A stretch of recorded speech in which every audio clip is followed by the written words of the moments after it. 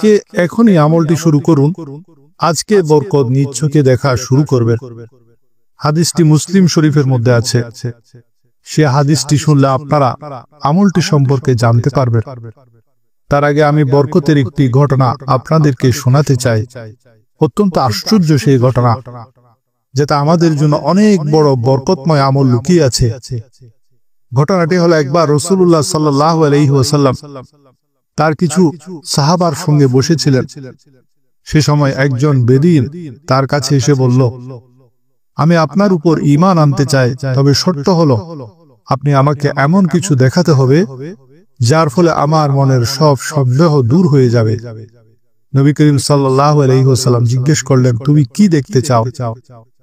সে তখন একটি গুইসাপ নিয়ে এলো এবং বলল, আপনি যদি এই গুইসাপকে কথা বলাতে পারেন এবং সে যদি সাক্ষ্য দেয় যে আপনি আল্লাহর রাসূল, তবে আমি ঈমান আনব। আল্লাহর প্যারা হাবিব সাল্লাল্লাহু আলাইহি ওয়াসাল্লাম গুইসাপকে ডাকলেন এবং বললেন, হে গুইসাপ, তুমি কি সাক্ষ্য দিচ্ছ যে আমি আল্লাহর রাসূল?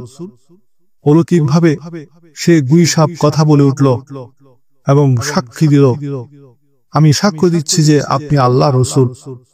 এটি দেখে বেদুইন অত্যন্ত বিস্মিত হলো এবং সঙ্গে সঙ্গে ঈমান আনল। সুবহানাল্লাহ।